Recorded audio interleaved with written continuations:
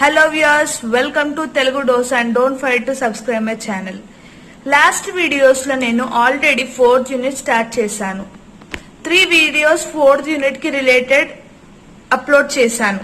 ఇది last video. దీంతో మనం 4th యూనిట్ ఎకనామిక్స్ లో కంప్లీట్ చేసుకుంటాం. So without any delay let's get started. ఇప్పుడు మనం important concept classification of natural resources చూద్దాం. Firstly natural resources divided into 2, renewable resources, non renewable resources. So renewable resources లో కూడా 2 ఉన్నాయి. Flow resources, constant resources without depletion. ఓకేనా? Same non renewable కూడా 2 divide అయ్యాయి. Can be recycle, cannot be recycle. ఇప్పుడు వీటిలో definition పూర్తిగా చూద్దాం. ఇవి ఎగ్జామ్ లో 2 మార్క్స్ కూడా అడుగుతాయి, సింగిల్ డెఫినేషన్. ఓకేనా? సో రిన్యూవబుల్ రిసోర్సెస్ అంటే ఏంటి? Resources which have the capability of natural regression are called as renewable resources. అంటే ఈ రిసోర్సెస్ ఏమవుతాయి, ఇవి న్యాచురల్ రిసోర్సెస్ న్యాచురల్ గా రీజనరేషన్ అవుతాయి. ఓకేనా? ఎవరు చేసే అవసరం లేవు, వాళ్ళంతలా అవే రీజనరేషన్ అవుతాయి. The flow resources can be indefinitely available. Example water, forest, fishes and examples. If there is any damage to the capability of reason they cannot be renewed. అంటే ఇలాంటివి ఫిషెస్ ఇవన్నీ రిన్యూల్ చేయలేము. ఎగ్జాంపుల్ ఇప్పుడు solar energy, టైడల్ energy ఇవన్నీ renewable అవుతాయి. అది definition. Next non renewable అంటే opposite to this.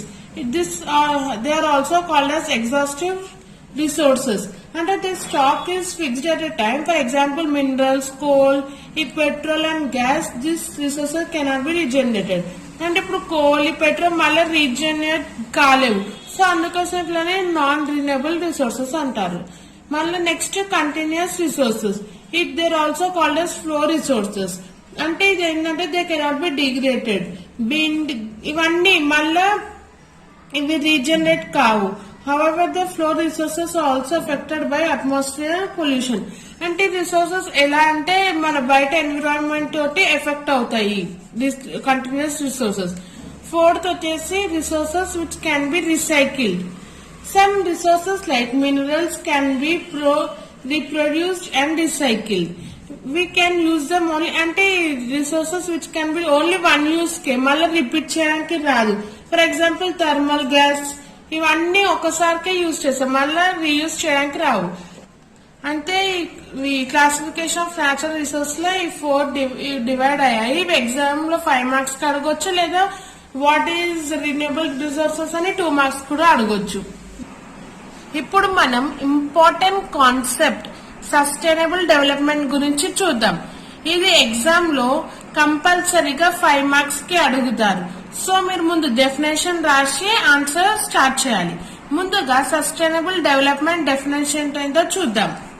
Economic development without destruction of the environment is called as sustainable development. ఈజీగా చెప్పారు.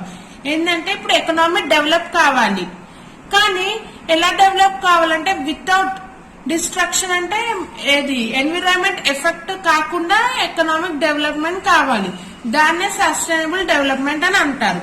మీకు మరొకసారి క్వశ్చన్ అది డెఫినేషన్ చదవండి. Economic development without destruction of environment is called as sustainable development. Such a development integrates environment in the progress. It can be defined development meeting the needs of present without compromising the ability of future generation to meet the. అంటే ఇప్పుడు ఈ definition ఏమంటుందంటే ఇప్పుడు present needs అన్ని finish కావాలి. ఎలా కావాలంటే future కోసం కూడా పెట్టాలి. అన్ని ఇప్పుడు ప్రెసెంట్ లోనే అన్ని మనం ఎంజాయ్ చేయడం కాదు, అది ఫ్యూచర్ జనరేషన్ వాళ్ళకి కూడా మీట్ కావాలి. దాన్ని సస్టైనబుల్ దీని ఏమి వచ్చేసి human being is accepted the balance of resources. అంటే ఉమెన్ బీన్ ఇక్కడ ఎకనామిక్ డెవలప్మెంట్ చేయాలి, ఇక్కడ ఎన్విరాన్మెంట్ గురించి చూసుకోవాలి. 2 సేమ్ గా చూసుకోవాలి. మనమేమో ఓన్లీ డెవలప్మెంట్ చూస్తున్నాం, అలా చేయొద్దు. మనం ఎన్విరాన్మెంట్ ఇంకా డెవలప్మెంట్ ఒక్కసారి కంటిన్యూస్ గా చేయాలి. That's all. ఇది ఇంపార్టెంట్ కాన్సెప్ట్. ఫస్ట్ డెఫినేషన్ రాయాలి. ఇందులో objectives of sustainable development and important question. అంటే ఇప్పుడు మనం సస్టైనబుల్ డెవలప్మెంట్ ఆబ్జెక్టివ్స్ ఏంటి, దాని మెయిన్ ఆబ్జెక్టివ్ ఏంటో చూద్దాం. ఇక్కడ వచ్చేసి 4 ఉన్నాయి. సో సో ఫస్ట్ వన్ వచ్చేసి increase of growth or income. Sustainable development aim వచ్చేసి గ్రోత్ ఆర్ ఇన్కమ్. ఎకనామిక్ లో గ్రోత్ ఉండాలి, ఇంకా ఎక్కువ ఇన్కమ్ రావాలి, ఇది name. Sustainable development aims to increase the standard of living of all sections of society. అన్ని section వాళ్ళు పూర్ రిచ్ అందరూ స్టాండర్డ్ ఆఫ్ లివింగ్ ఇంక్రీజ్ కావాలని సస్టైనబుల్ డెవలప్మెంట్ వల్ల aim. Health, education, participation, public life, clean environment and promotion of equity for future generation included in this. అంటే అన్ని develop కావాలి. Not only standard of living, అందరి health, education, environment కూడా neat గా ఉండాలి. ఇవన్నీ ఫ్యూచర్ జనరేషన్స్ కూడా ఇంప్రూవ్ కోసం ఇవన్నీ చేయాలి. సెకండ్ పాయింట్ వచ్చేసి కంటిన్యూటీ ఆఫ్ డెవలప్మెంట్. ఈ పాయింట్ వచ్చేసి ఏం చెప్తుందంటే physical, human and natural capital are to be preserved and carefully used under sustainable development. It influences both present and future development. అంటే ఇక్కడ ఏమంటారంటే human natural capability and physical capability ఇవన్నీ sustainable development తో use చేయాలి. ఇలా use చేయడం వలన future generations కూడా ఈ ఎన్విరాన్మెంట్, క్లీన్ ఎన్విరాన్మెంట్ సొసైటీ దొరుకుతుంది. Third point controlling degradation. Degradation అంటే మన ఎన్విరాన్మెంట్ ని కరప్ట్ చేయడం, అంటే లైక్ కటింగ్ ది ట్రీస్ అలాంటివి.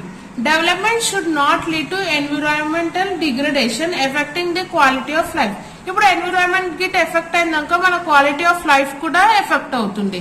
Development should not reduce productivity in long run. It influence control of pollution, quality of land. ఇవన్నీ ఈ degradation వల్ల ఏమవుతుంది, వాటర్, ఎయిర్, సాయిల్ అన్ని పొల్యూట్ అవుతున్నాయి.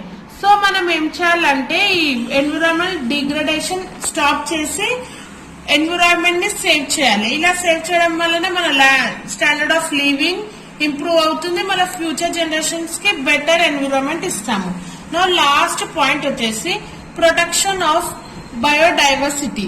బయోడైవర్సిటీ అంటే చిన్న చిన్న కొన్ని జెనెటిక్ డైవర్సిటీ, స్పీషీస్ ఇలాంటివి. ఈ మధ్య చాలా ఆర్గాన్స్, అనిమల్స్ వానిష్ అవుతున్నాయి. సో మనం వీటిని ప్రొటెక్ట్ చేయాలి. Sustainable development assigns priority to preserve the biodiversity. All production activities are related to biodiversity. అంటే అన్ని యాక్టివిటీస్ రిలేటెడ్ టు బయోడైవర్సిటీ మనం ప్రొటెక్ట్ చేయాలి. Genetic diversity, species diversity and echo diversity and maintain for sustainable development. ఇప్పుడు ఈ fourth point ఏం చెప్తుందంటే అన్ని biodiversity activities మనం ప్రొటెక్ట్ చేయాలి. ఈ మధ్య మనం నెగ్లెక్ట్ చేస్తున్నాం, దానివల్ల ఎన్విరాన్మెంట్ చాలా ఎఫెక్ట్ అవుతుంది. So I have 4 important points of objectives of sustainable development. Exam లో పక్కా ఇస్తారు. సో ఫస్ట్ డెఫినేషన్ రాసి 4 పాయింట్స్ రావేయాలి. నెక్స్ట్ సెకండ్ ఇంపార్టెంట్ క్వశ్చన్ వచ్చేసి importance of sustainable development. Objectives అని అడుగుతారు, ఇంపార్టెన్స్ అని అడుగుతారు. ఇంపార్టెన్స్ వచ్చేసి ఈజీ, అంటే ఇప్పుడు సస్టైనబుల్ డెవలప్మెంట్ ఆబ్జెక్టివ్స్ ఇవి. ఇంపార్టెంట్ అంటే మనం అందరు పాటించాల్సింది, అందరు ఎలా ఉండాలి. సో ఫస్ట్ వచ్చేసి చేంజ్ ఆఫ్ యాటిట్యూడ్స్, అంటే మన పబ్లిక్ కి యాటిట్యూడ్ చేంజ్ కావాలి. ఎలా మనము డెవలప్మెంట్ అని కాదు, ఎన్విరాన్మెంట్ గురించి కూడా ఆలోచించాలని మైండ్ కాన్సెప్ట్ రావాలి. Second eco friendly innovations. Eco friendly innovations అంటే ఇప్పుడు ప్లాస్టిక్ బదులు పేపర్ యూజ్ చేయడం అలాంటివి. థర్డ్ పాయింట్ వచ్చేసి లిమిట్స్ ఎకనామిక్ యాక్టివిటీస్. అంటే ఎకనామిక్ యాక్టివిటీస్ అంటే ఎన్విరాన్మెంట్ గురించి గ్యాదరింగ్స్ చేయడము ఇంపార్టెంట్. అంటే ఎన్విరాన్మెంట్ ఎట్లా క్లీన్ గా సేవ్ చేయాలో యాక్టివిటీస్ చేయాలి. ఫ్యూచర్ డెవలప్మెంట్ అంటే ఫ్యూచర్ నాట్ ఓన్లీ ప్రెసెంట్ గురించి ఆలోచించడం కాకుండా ఫ్యూచర్ ఎన్విరాన్మెంట్ గురించి కూడా మనం ఆలోచించాలి. Next scope for increased action by the government. అంటే గవర్నమెంట్ కూడా సస్టైనబుల్ డెవలప్మెంట్ గురించి కొన్ని ప్రోగ్రామ్స్, గ్యాదరింగ్స్ చేయాలి. Sixth point new look to growth.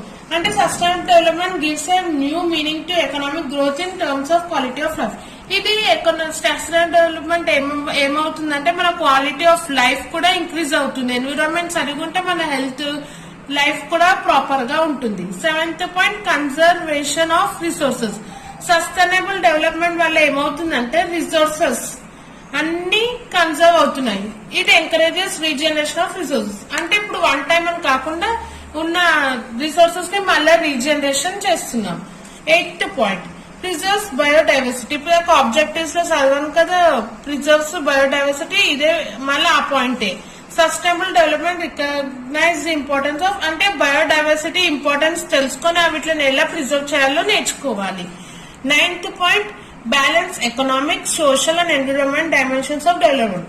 ఈ సస్టైనబుల్ డెవలప్మెంట్ ఏమంటుంది, ఓన్లీ ఎన్విరాన్మెంట్ గురించి ఆలోచించండి అని అంటలేదు, అది బోత్ ఎకనామిక్ గురించి, social and environment development 3 and environment గురించి ఆలోచించండి అని చెప్తుంది.